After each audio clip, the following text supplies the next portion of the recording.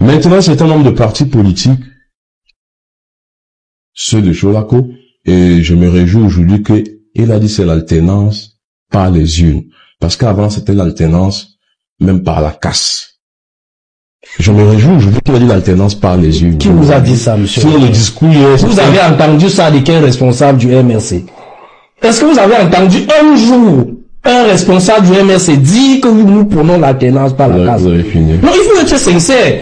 Il faut être sincère parce que vous nous tirez votre argumentaire d'aucune source. Je vous rappelle que le leader de votre parti a commis plusieurs points.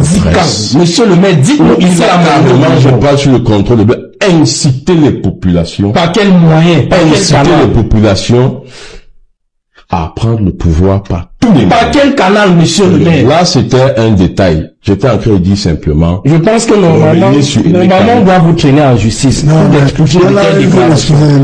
vous traîner en justice pour de telles déclarations. Comment vous pouvez affirmer à Mondo Vision, sur un grand plateau comme celui-ci, que le MS...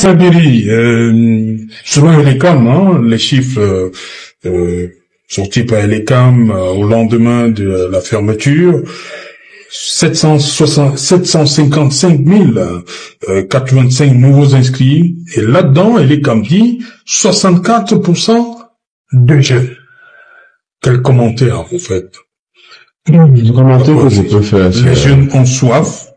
C'est une belle analyse.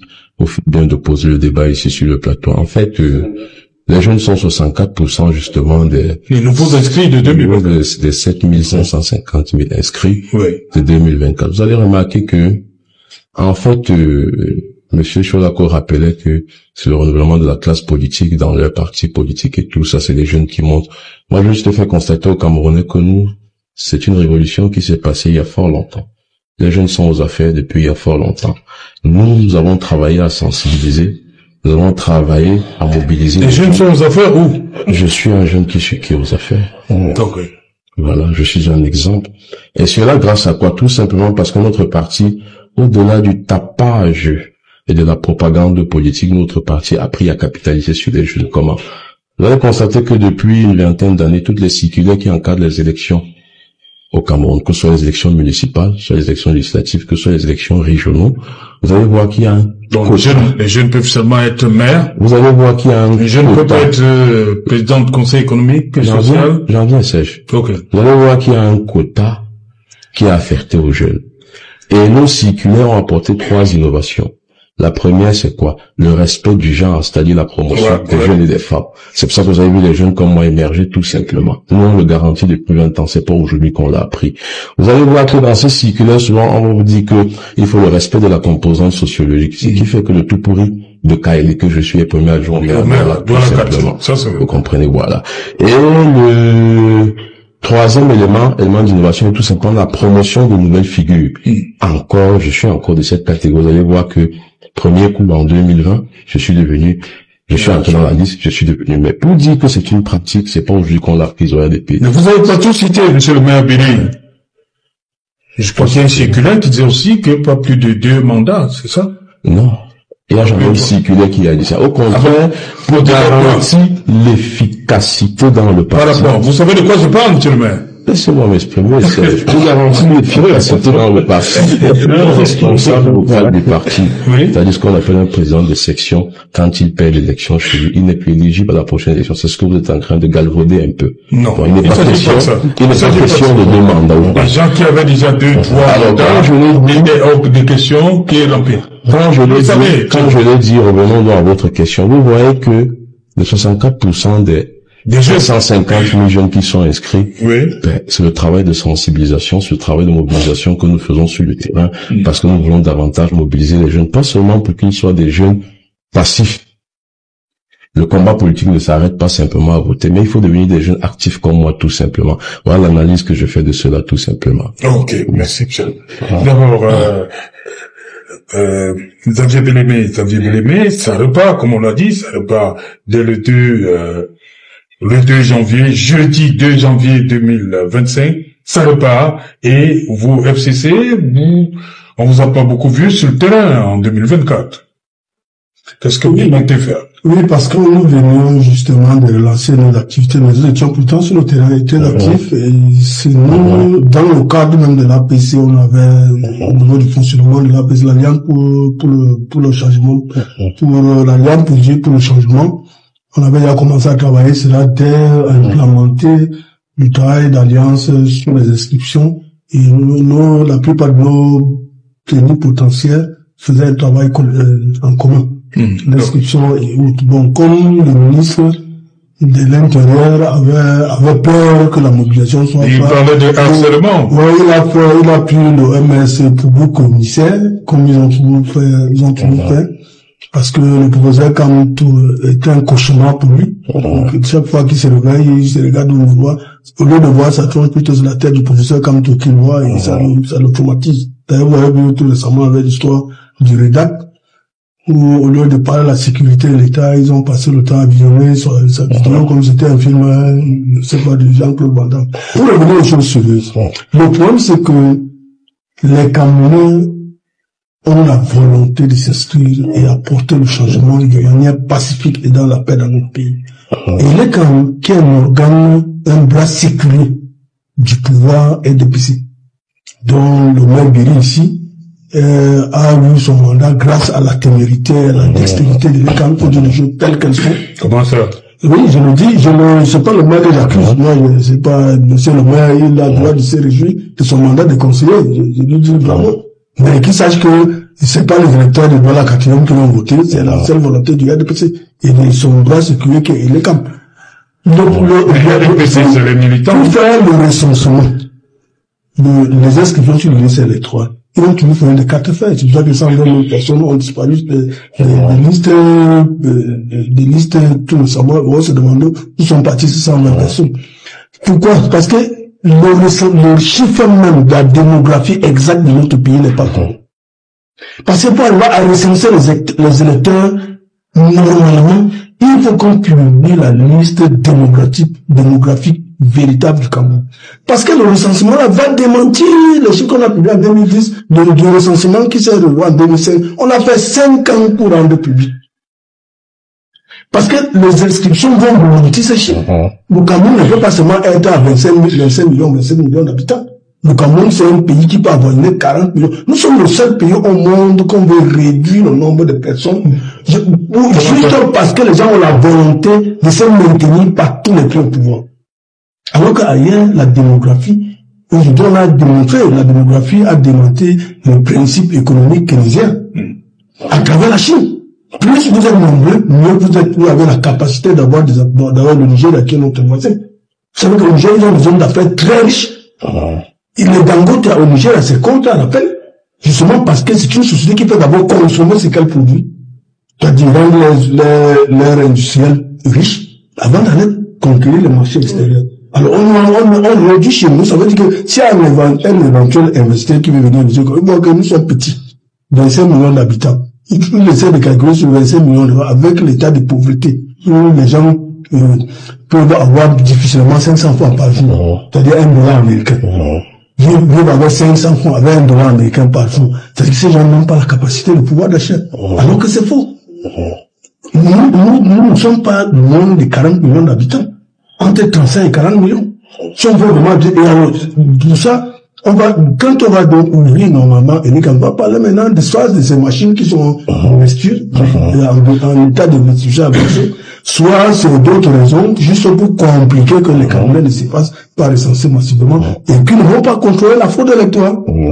Voilà où on en est. Et puis, ça c'est une autre forme de fraude. La deuxième fraude, c'est au niveau de vous voyez, la région du Sud a 600 000 habitants. Je prends cet exemple. Et que Voué-Est, pour prendre Voué-Est, d'après le même chiffre, Voué-Est a plus d'1 million d'habitants. Ce qui est d'abord faux, ce qui n'est pas vrai. Et si on regarde la région du Sud, a combien? 10 députés, et le Voué-Est n'a que 4. Donc, c'est là une fraude électorale. C'est pas possible. Comment toute une région de 600 000, comment 600 000 habitants sont plus forts que 1 million? Comment on peut avoir 6 députés et aussi qui sont à 1 million de poussières, même d'après le chiffre de ces recensement, sont représentés par 4 députés seulement. C'est pas normal. Donc, la volonté, dans la dernière nomination dans le conseil électoral des jeux comme les plus récentes, on nommait 2 militants à RDPC. Je crois qu'il y a un que nous avons déjà eu à partager le plateau ici avec... Non, il ne s'agit pas de lui, il s'agit pas. Bon, mais 2 militants de RDPC ont été nommés au conseil électoral. Cela est établi. Il ne s'agit pas de Joseph Boutouze. Bon, d'accord. Il ne s'agit pas. Qui m'excuse, si la donne me suivre, qui m'excuse, si c'est pas lui, c'est toujours son camarade du parti, c'est des militants RDPC. Et vous croyez que quelle sincérité peut-on avoir vis-à-vis d'un tel organe qui est censé être indépendant? Et pourquoi on peut pas aussi prendre les militants de l'opposition, des partis de l'opposition, les mots sur le conseil pour faire dans l'équité et l'équilibre. Donc, voilà où il y a dans le bon dos. Dès le 2, moi j'appelle les Camerounais d'aller envahir les antennes communales de l'ECAM. C'est pas la santé. Au moins ceux qui ont atteint l'âge de 20 ans révolu, ou alors qui ont 20 ans avant l'élection d'octobre 2025, ils peuvent se faire inscrire dès janvier et pour avoir les cartes. Enfin, ce qu'il faut comprendre, c'est que l'opposition travaille. Okay. Nous avons été sur le terrain au moment où on a entamé le processus d'enrôlement des citoyens sur la liste électorale. Vous avez vu à travers plusieurs reportages, même pour Equinox Télévision, comment est-ce que les faits étaient réels.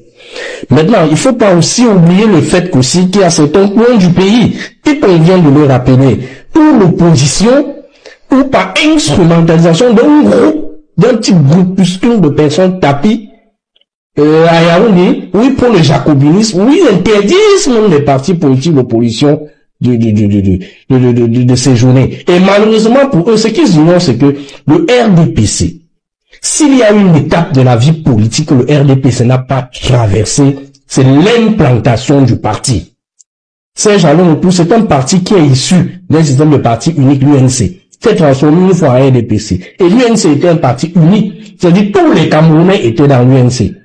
Alors une fois, lorsqu'il brûle cette étape-là, devient le RDPC, sans toutefois passer par l'œuvre qui consiste à implanter un parti politique, ils ne peuvent pas savoir à quel point ils font du mal aux Camerounais.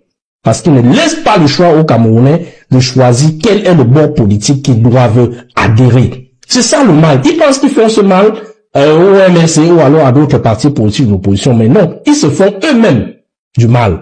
Donc, il y a des points dans le pays où le RDPC, par instrumentalisation, même pas des petits groupes tapis à Yaoundé, n'acceptent même pas que l'opposition passe. Or, eux, ils utilisent les moyens de l'État.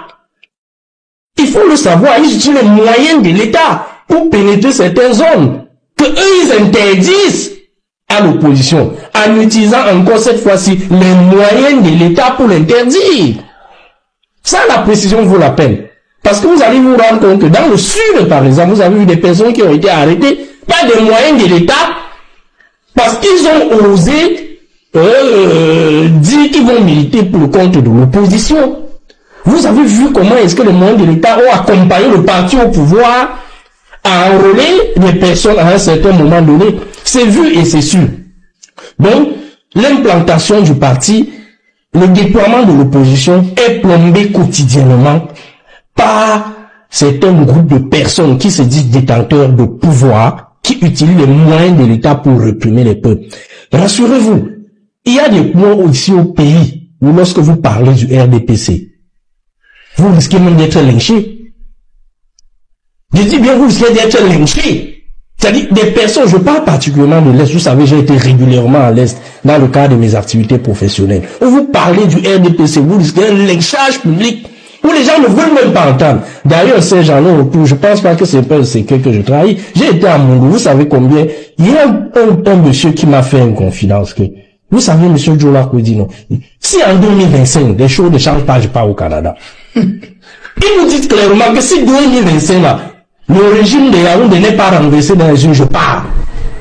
Et ils sont nombreux à avoir cette option. Ça veut dire, ça montre combien de fois les Camerounais ne sont plus capables de supporter 7 ans une fois de plus, dirigés par ceux qui ont plombé ce pays. C'est une réalité. Vous voyez, c'est à Moundourou que quelqu'un me fait cette confidence.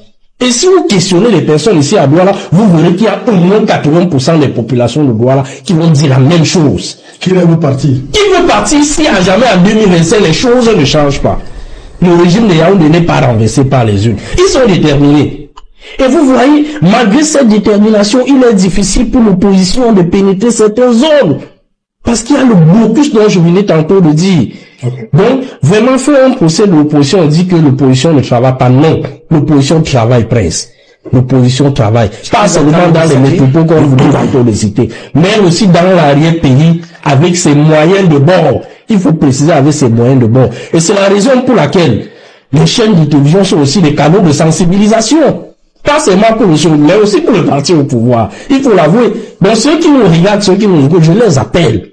Vous êtes tous fatigués. 90% du peuple camerounais fatigué de ce régime. Si les partis politiques de l'opposition ne vous parviennent pas dans vos domiciles, alors suivez les débats. Comprenez ce qui se passe. Allez-y. Le jour, le réel problème, c'est qu'il faut d'abord s'enrôler sur les listes électorales. Le jour, aller renverser, le jour du scrutin, aller faire partie de ce régime jacobin qui nous plonge depuis 42 ans. Donc nous travaillons, même à travers les écrans de télévision, à travers les radios, même avec nos moyens de bord que nous avons sur le terrain, nous travaillons presque. Voilà, le maire Biri, ces chiffres de 2024, et comme je l'ai dit, en 2025, il y a l'élection qui est prévue en octobre, donc des convocations, tout va s'arrêter. Est-ce que ces chiffres vous ont particulièrement inquiété? Le nombre d'inscrits, surtout les jeunes. Comme a dit l'autre, on sent les jeunes ont soif de changement. C'est l'analyse faite par plein de jeunes Mokabe. Ces jeunes qui ont soif de changement. Et c'est de ruer vers les points d'Elecam, d'enrôlement. Est-ce que ça vous inquiète?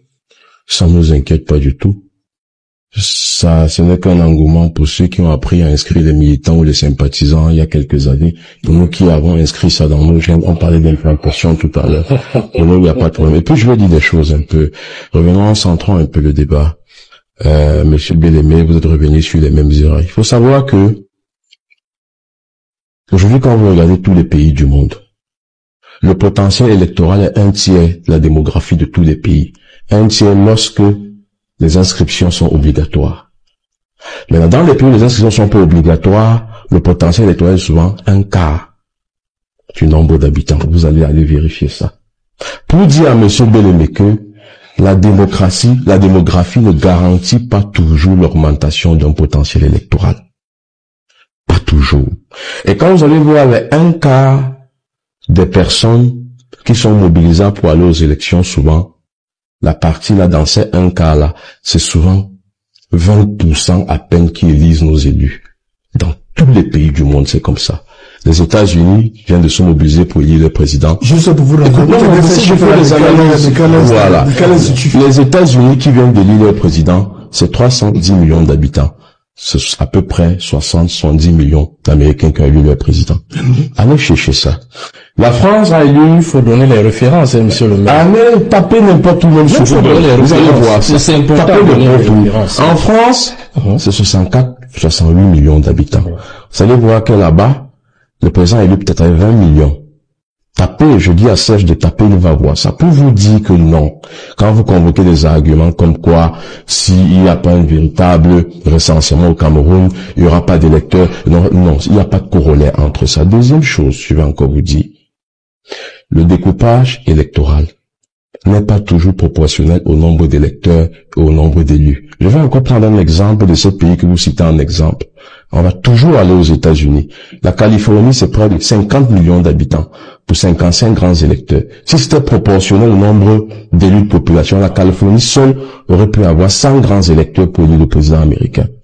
Bon, arrêtez d'emballer les Camerounais souvent parce que on est dans la propagande pour mobiliser les électeurs et tout ça. Non, je dis non. Le travail à faire, c'est de faire la promotion des jeunes, comme le RDPC fait avec nous autres, pour stimuler, pour mobiliser, pour créer de l'engouement, pour encourager les autres jeunes à s'inscrire massivement, à participer activement, à devenir des acteurs et à prendre des positions de décideurs politiques tout simplement. Terminé, Bresson avait dit que le RDPC n'est pas implanté parce que le RDPC était l'héritier de l'UNC et tout ça. Et je vous rappelle que c'est le seul parti au Cameroun qui le 20 mai mobilise 360 meetings dans chaque arrondissement du Cameroun. Je veux pas s'il vous plaît. Si ce n'est pas ça de l'implantation, c'est quoi? Ce sont des morts qui vont à ces meetings. Pourquoi donc souvent interdire aux autres de mobiliser? Ça, c'est un autre débat. Je veux dire, non, on va arrêter sur cette place. On va rester sur permettez également aux autres de se mobiliser le 20 mai, comme vous dites. Je peux m'exprimer? Oui. Voilà. On n'a jamais interdit à qui que ce soit de se mobiliser. Comment ça? Pour le 20 mai.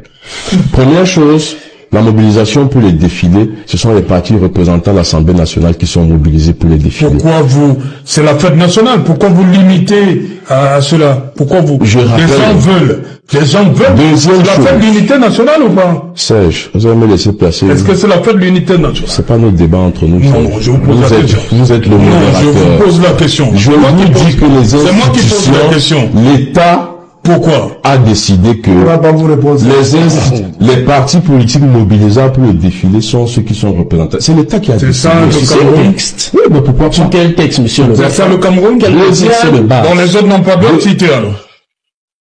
Vous allez apprendre beaucoup de choses si vous me laissez parler. Voilà. Deuxième chose. Maintenant, c'est un nombre de partis politiques, ceux de Jolako, et je me réjouis aujourd'hui que il a dit c'est l'alternance par les urnes. Parce qu'avant, c'était l'alternance même par la casse. Je me réjouis aujourd'hui qu'il a dit l'alternance par les urnes. Qui vous a dit ça, monsieur? Sur le discours vous avez entendu ça de quel responsable du MRC? Est-ce que vous avez entendu un jour un responsable du MRC dire que nous prenons l'alternance par la casse? Vous avez fini. Non, il faut être sincère. Il faut être sincère parce que vous nous tirez votre argumentaire d'aucune source. Je vous rappelle que le leader de votre parti a commis plusieurs presse. Monsieur le maire, dites-nous ici je parle sur le contrôle de inciter les populations. Par quel moyen? Inciter les populations à prendre le pouvoir par tous les moyens. Par quel canal, monsieur le maire? Là, c'était un détail. J'étais en train de dire simplement. Je pense que normalement, on doit vous traîner en justice. Non, on doit vous traîner en justice pour de telles déclarations. Comment vous pouvez affirmer à Mondo Vision, sur un grand plateau comme celui-ci, que le MRC a prôné l'alternance par la rue et par les casses? Mais monsieur le maire, soyez véridique. Dites des choses qui sont fondées, dites des choses qui sont vérifiables. Le MRC n'a jamais dit ça. Est-ce que je peux me... Je vous dis, depuis le fondement, depuis la fondation du MRC en 2012, le credo est resté le même. Alternance dans la paix et par les urnes. Jamais le MRC. Même lorsque vous avez voulu amputer, c'est un cas qui s'est donné à diaspora. Finalement, vous n'avez pas su. Vous n'avez trouvé qu'un élément qui lie ces différents cas. Non, retirez le mot, monsieur le maire.